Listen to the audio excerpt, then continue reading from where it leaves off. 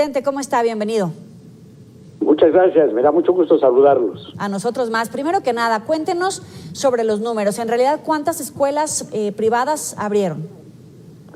Mire, calculamos que son alrededor de 300 escuelas en toda la República Mexicana. Están en las mejores condiciones, se van a empezar a abrir poco a poco más escuelas y con todos los protocolos habidos y por haber, y a pesar de las amenazas de las autoridades educativas de que van a clausurar, van a cerrar, etcétera. Sin embargo, ahorita que he escuchado lo que estaban hablando respecto a Guadalajara, me da mucho gusto que esté sucediendo toda esta situación, que se estén dando todas las facilidades, que se esté ya empezando a abrir de alguna manera las escuelas, y lo mismo acaba de suceder allá en Baja California, en el cual habían sido amenazadas las escuelas que abrieron más de 20 escuelas allá. Entonces las amenazaron también, y el gobernador afortunadamente ya hizo unas declaraciones hace unos momentos en los cuales dice que se les va a apoyar a las escuelas particulares que abrieron y que inclusive va a haber un plan piloto para empezar a abrir escuelas oficiales también, lo cual nos da mucho gusto.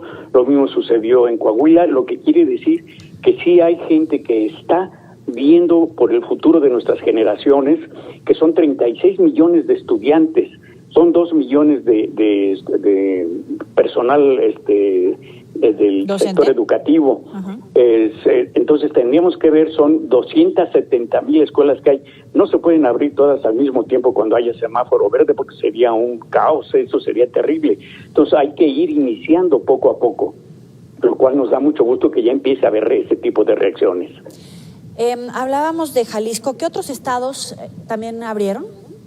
Baja California, uno de ellos, Coahuila otro también, en el que el secretario de Educación ya dio el visto bueno. El gobernador, le repito, de Baja California es el que acaba de dar un mensaje ya hace unas horas, que dio el mensaje en el cual dice que va inclusive a abrir ya algunas escuelas para empezar oficiales, no solamente las particulares. Ahora, ¿qué previsiones se están tomando para evitar los contagios como esenciales? Cuando se habla de un certificado médico, ¿a qué se refiere? Y si están garantizadas verdaderamente todas las condiciones, por ejemplo, para tener acceso evidentemente a agua, jabón, a la sana distancia, que no haya una cantidad superior a los límites permitidos dentro del aula para evitar contagios, etcétera. Todo eso es justamente lo que se está haciendo.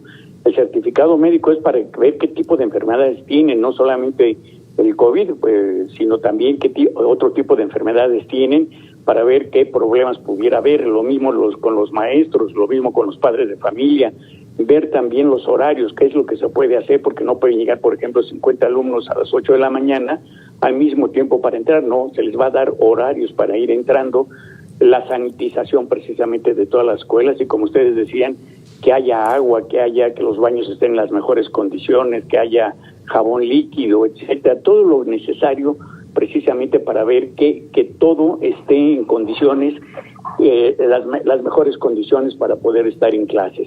Lo mismo, vamos a hacer que los padres de familia participen activamente, presencialmente, para que vean, cuiden la salud de sus hijos, de los compañeros de sus hijos, etcétera, porque así lo dice la Ley General de Educación. Lo que nosotros queremos es que se aplique el Estado de Derecho, no que se estén violando los derechos de los niños, por ejemplo, en estos momentos en los cuales pues tenemos ya problemas de salud mental, salud emocional, salud de todo, problemas de obesidad, de enfermedades gastrointestinales, etcétera, precisamente por el confinamiento. Y justamente es una de las cosas en las cuales se tiene que ver, porque según el artículo 3 constitucional tiene que verse a través del sector educativo el desarrollo de todas las facultades físicas y mentales. Sin embargo, se están viendo afectadas, y de una manera totalmente contra la Constitución, porque no hay ninguna ley, ningún párrafo, ningún artículo de alguna ley que diga que hay que cerrar las escuelas. Simplemente lo están haciendo por un decreto del secretario de Salud, que mencionó que teníamos una emergencia sanitaria, no contingencia, sino emergencia. Entonces esto era de 2-3 semanas cuando hace un año se hizo esta situación, sí. Pero no se pueden restringir ni suspender los derechos de los ciudadanos, y cuando se tenga que hacer esa situación tendría que ser la intervención del presidente y del Senado, lo cual no se ha hecho. Entonces, ¿por qué están haciendo todo esto? Y luego lo más grave es que dicen que no son actividades esenciales las educativas, pero sí están abriendo los restaurantes, los gimnasios, todo absolutamente, ¿no? Sí, pero ingeniero. la educación no. Entonces, allí queremos ver que todos los gobernadores, todos los secretarios de educación de todos los estados recapaciten y vean esta situación y tengamos un diálogo precisamente para empezar a abrir las escuelas poco a poco, no que se abran nada más cuando haya semáforo verde de manera masiva, sino poco a poco desde estos momentos. Eso es lo que tenemos que hacer. Me queda muy poco tiempo, ingeniero. Le pregunto cómo evitar las clausuras, porque hay un anuncio permanente de que se van a clausurar los centros educativos que reabran en estas condiciones. En este momento, ¿cuál es la vía legal para defender a estas instituciones privadas que deseen abrir y pues que no caigan en una clausura? Precisamente es lo que queremos evitar. Un enfrentamiento legal, que nos vayamos a los amparos, a los juicios de nulidad administrativos. Eso es lo que queremos evitar en los tribunales nacionales, inclusive en los internacionales, y sobre todo que demostremos que ellos están violando la ley.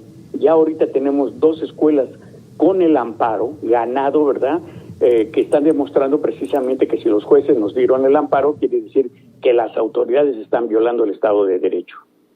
Le agradecemos muchísimo, ingeniero Alfredo Villar, por estos minutos para Mega Noticias. Me dio mucho gusto saludarlos. Hasta luego. Feliz semana. Hasta luego.